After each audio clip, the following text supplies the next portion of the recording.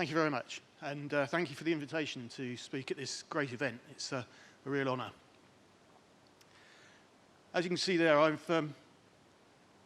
represent the Clean Shipping Alliance 2020, but to give you some background, I was the Secretary General and Chief Executive of the International Bunker Industry Association between 2001 and 2011.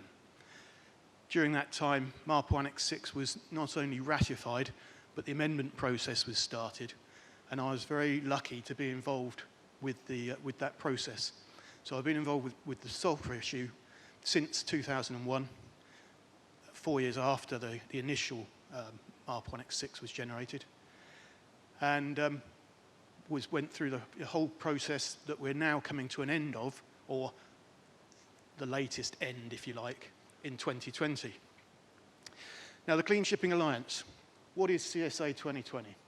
Well, it is a UK-registered, not-for-profit organisation, and we represent 37 leading ship owners who have all, or some charterers, sorry, and energy brokers, who all advocate a wider acceptance of exhaust gas cleaning systems, or as they're more commonly known, scrubbers.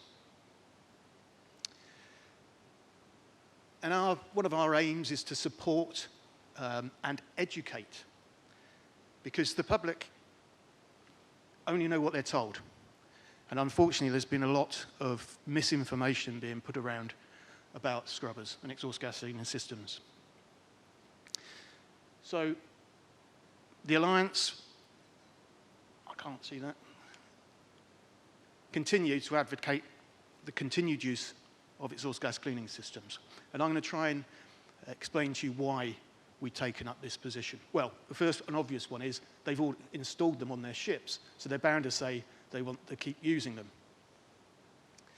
But an exhaust gas cleaning system is commonly called a scrubber, as I said before, and it's an after-treatment for after combustion. It's a treatment of the exhaust gases to remove the sulphur content to comply with the emissions requirements of MARPOL Annex 6. So what the scrubber does is it takes out the sulphur that's in the fuel once it's burnt and lowers the amount coming out of the stack to better than the 0.5, and it's certainly as good as the 0.1% sulphur requirement. The key there is the fact that they can comply with the exhaust gas, with the sulphur limits within the emissions control areas. And that is currently 0.1, remains 0.1 after 2020. The other point to consider is those ships will be running around all over the world, deep sea as well as in emissions control areas, and still complying with the 0.1% sulphur requirement.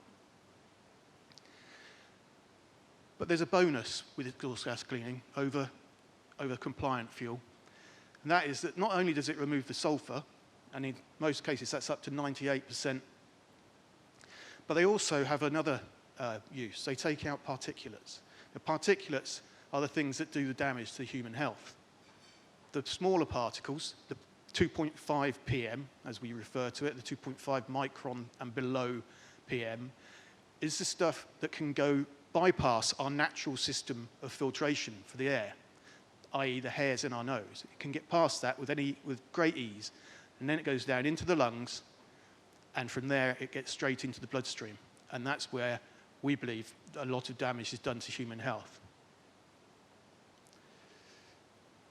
So, as I said, scrubbers can take out approximately 98–99% of the sulphur dioxide in the exhaust gases. It also takes out up to 94% of particulate matter. And another important one is the 60% of black carbon. Why is black carbon important? Well, black carbon, when it gets deposited on the Arctic and Antarctic caps, ice caps, it actually serves to absorb heat from the sun and helps in the melting of the polar caps. So we need to take that out as well. Compliant fuel still emits black carbon. There is a significant, when we say a significant amount of PAH, we have to keep that in perspective. It does remove the PAH, and the PAH is one of the particles or particulates that causes the problem with human health. But the amount of PAH is not significant enough to cause a problem to the ocean. So that's all from ship's carton.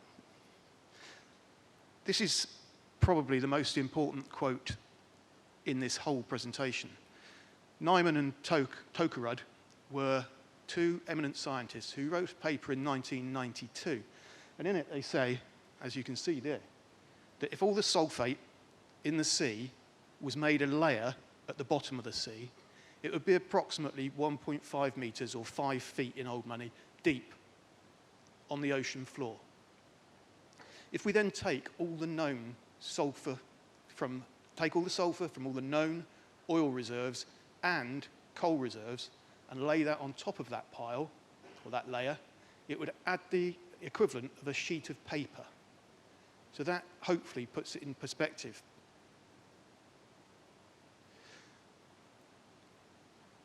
Removing the sulfur from the exhaust gas reduces the amount of acid rain that's produced. And that was what we have to bear in mind is MARPOL Annex 6 was very much based on the condition of the air. It was first identified in the Scandinavian region where they've got no soil depth to talk of, and it was doing damage because when the sulfur dioxides go into the atmosphere and get mixed with fresh water, that causes the problem.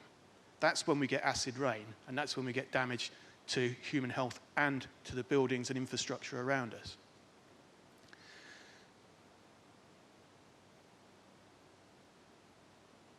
What we're doing by using exhaust gas cleaning systems is we're bypassing that system. We're removing it from the exhaust gas.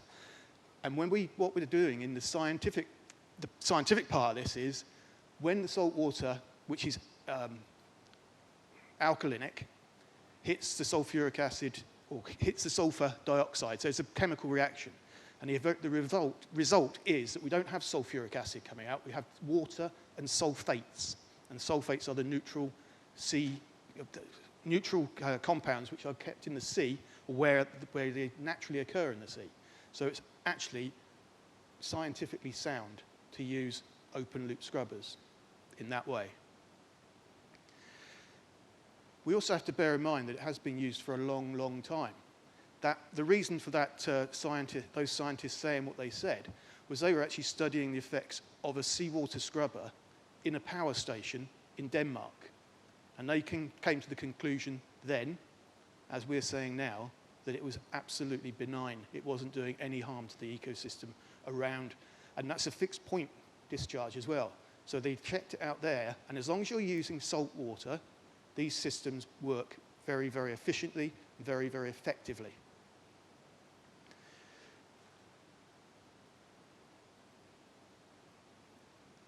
The other thing, as I said before, we are talking about air quality. Now, if you've got a scrubber in a port being used, that has got to be better, because that's where the closest the ship comes to human beings, is when it's in port. So as long as, again, it's a salt water harbour, because if it's brackish or it's fresh water, that doesn't work. But if it's in salt water and you use a scrubber in port, you're going to improve the air quality for those people working alongside the ship, but also most ports are near big cities, or certainly large towns. So again, those people will benefit from the use of an exhaust gas cleaning system for the air in their where they're living.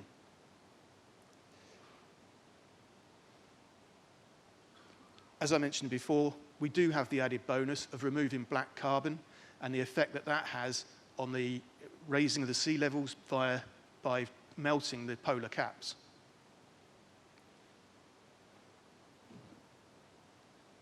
There's also been several studies that have been carried out over the years that say using HFO with exhaust gas cleaning systems is far better than using compliant fuel because of the health benefits that I mentioned previously, and the fact that the more compliant fuels are distillate fuels and they produce more of the smaller particulate matter.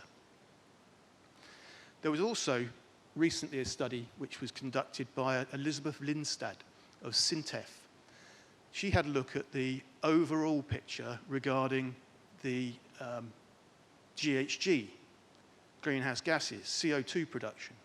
And she had a look at she took that to one side and looked at whether using HFO was producing excess CO2. And she came to the conclusion that because of the extra energy required to produce the compliant fuels, it's actually better from a greenhouse gas perspective to use an exhaust gas cleaning system with high sulfur fuel oil, heavy fuel oil, because that stuff is a byproduct of the refining industry anyway, but also it doesn't then need further energy input to produce this more compliant fuel.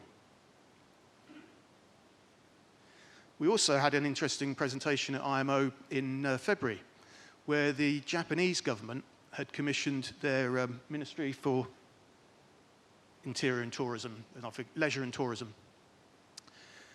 And what they did, they built a model. And they assumed that every single ship in Japanese waters was going to use an exhaust gas cleaning system. When they ran their model, they then had to work out what the effect those scrubbers were going to have on all the creatures in the sea. And again, they came to the conclusion that it would actually have no effect whatsoever. The dilution effect of the ocean is such that by the time the discharge from the scrubber is 4 feet away from it, you cannot detect an increase or a raised level of sulfates. We do have a website, and as you can see there from my email address, you can see why I've got such a wide card. But I would just like to add, we are doing this for health reasons, for human health, and we should bear in mind that that is the key behind MARPOL Annex 6. Thank you.